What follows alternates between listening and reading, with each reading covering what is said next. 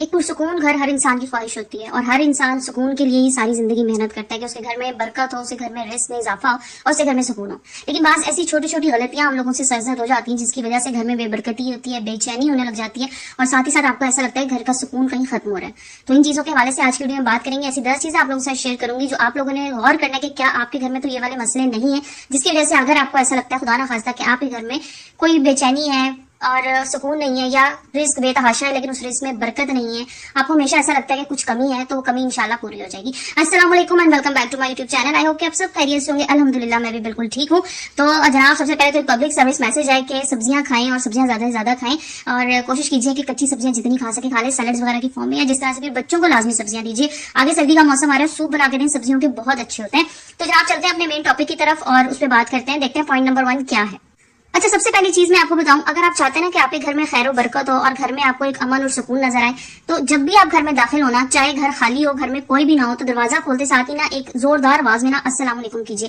یقین کیجیے یہ اتنا مجرب عمل آپ اس کو کہہ لیں ہے کہ اگر آپ اس کی ایک بار عادت بنا لینا، آپ کو خود بخود اپنے گھر میں برکت محسوس ہوگی، آپ کو اپنے رزق میں اضافہ محسوس ہوگا اور آپ کو ایک سکون اپنے دل میں اترتا ہوا محسوس ہوگا جب آپ اپنے گھر میں انٹر ہوں. سلام کرنے کی عادت ڈالیے، اپنے بچوں کو بھی سلام کرنے کی عادت ڈالیے کہ وہ جب بھی گھر میں انٹر ہوں سلام کریں. لیکن چھوٹے ہوتے تھے نا بچپن میں، تو آپ نے اس وقت دیکھا ہوگا، اب تو خیر یہ چیز بہت کم میں نے نوٹس کیا، بچے نہیں کر رہے ہوتے ایسا.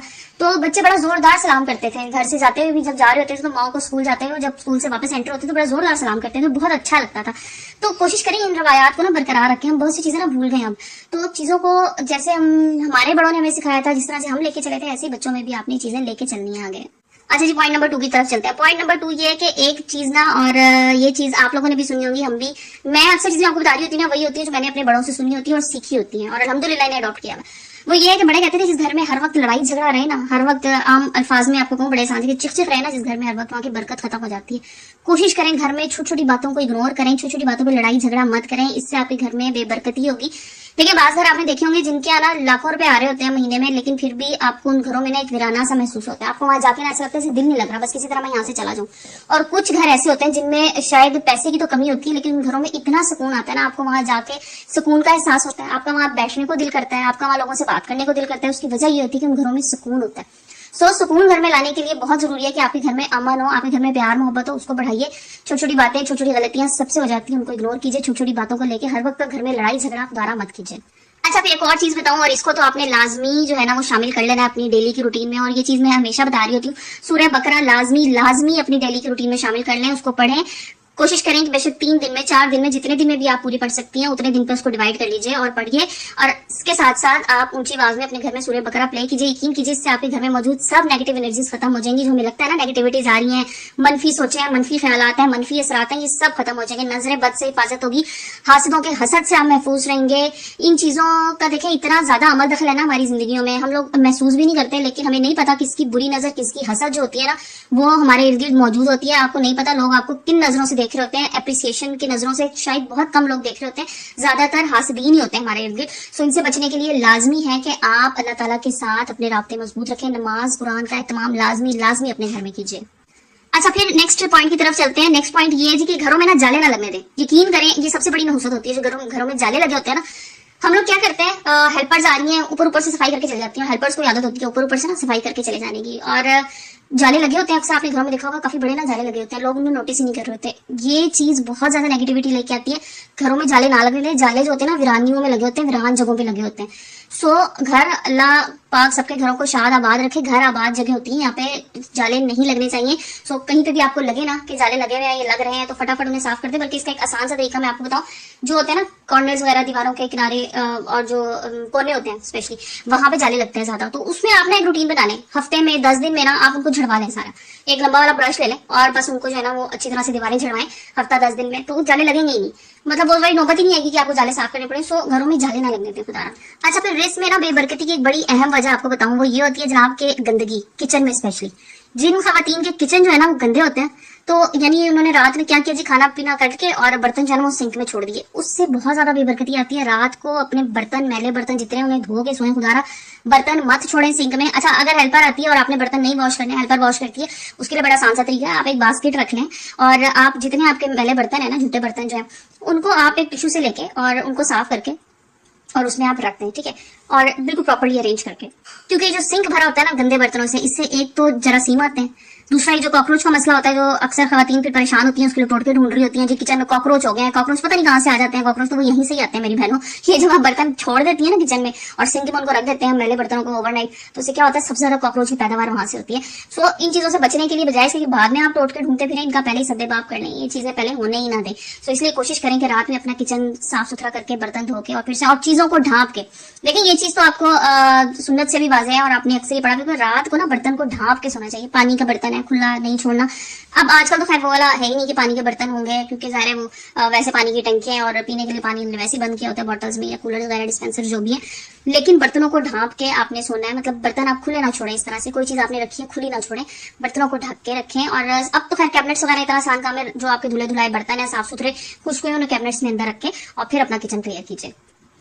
अच्छा, फिर जो है ना कुछ घरों में आपने देखा होगा हर वक्त ना अंधेरा रहता है, अंधेरा अंधेरा, लाइट्स जो है ना वो जनाब मगरिब के टाइम भी नहीं जलानी, ये वाले काम ना करें। देखें डिम लाइट्स अच्छी लगती हैं, बहुत अच्छी लगती हैं और बहुत तेज लाइट्स नहीं होनी चाहिए, लेकिन कम से कम इतनी म्याना रवि इतना एतदाल तो ये चीज नजर तो आ रही हो। तो इसलिए स्पेशली शाम में जब मगरिब का टाइम हो, और हमने हमेशा से अपने घरों में देखा है कि जो 2 वक्त मिल रहे होते हैं ना तो लाइट्स ऑन कर देते हैं, तो उस टाइम पे रोशनी कीजिए अपने घरों में। आपके घरों में अल्लाह पाक खैर बरकत रखे, आपके घरों को हंसता बसता आबाद खुशहाल रखे। तो घरों में रोशनी खुशहाली की निशानी होती है। आबाद होने की जो जगह होती है ना, जो आबाद जगह होती है वहाँ पे रोशनी होती है, अंधेरा नहीं होता।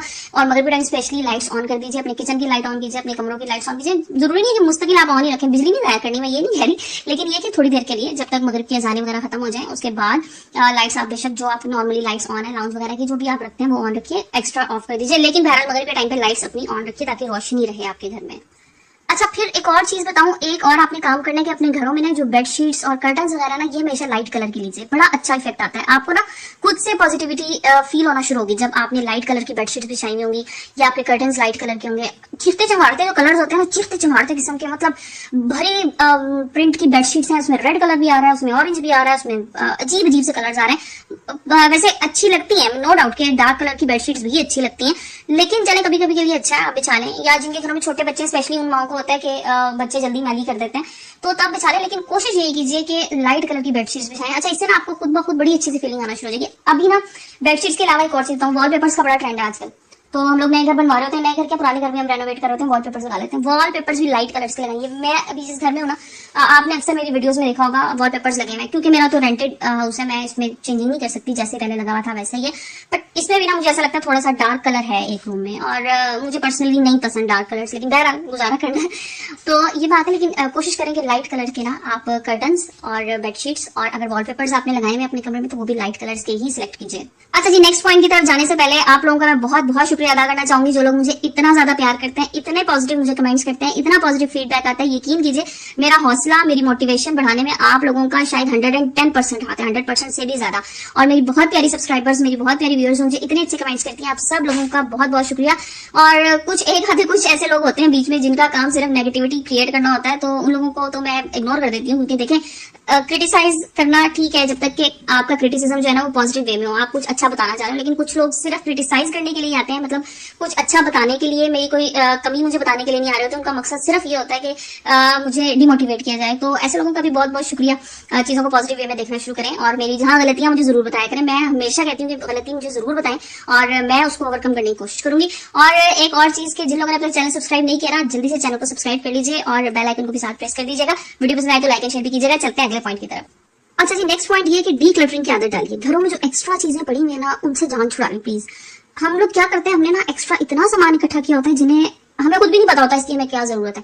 ये टूटा फूटा सामान, टूटा हुआ फर्नीचर, ये चीजें ना घर में निरी नहुसत है। मैं आपको बड़े आसान अल्फाज में बताऊं, जो चीज आपके इस्तेमाल में नहीं है, आपको लगता है इसने इस्तेमाल नहीं होना कभी भी, ये टूटी हुई है, अब आपने और आपको ये पता है इसने कभी जुड़ना भी नहीं है, ना इसे किसी ने जुड़वाना है, उसको उठा के फेंक दें। अगर वो किसी काम आ सकती है, वो इस हालत में है कि कुछ इस्तेमाल कर सकता है तो किसी को दें, लेकिन अगर वो इस हालत में कि इस्तेमाल के काबिल है तब दे दें जिससे किसी की जरूरत पूरी हो जाए। अदरवाइज अपना टूटा हुआ सामान खुदारा फेंक दें, किसी के सर ना थोपें, जिसको खुद बेचारे को उसको लेके उसको सही करवाने में उससे ज्यादा पैसे लग जाए जितनी उसकी असल कीमत है। तो किसी दूसरे को भी वही चीज दें जो इस काबिल हो के वो इस्तेमाल कर सकते हैं। बट अपने घर से ना ये सारा कूड़ा कचरा निकाल के फेंक दें, जो एक्स्ट्रा चीजें आपको लगती है ना निकाल दें। मैं तो कहती हूँ अगर आपको लगता है ना आपके किचन में एक्स्ट्रा बर्तन हुए हैं उनको भी निकाल दें, जो आपको लगता है इस्तेमाल नहीं होने। अब मैंने नए बर्तन ले लिए, अभी पुराने मेरे इस्तेमाल में नहीं है, उनको भी निकाल दीजिए।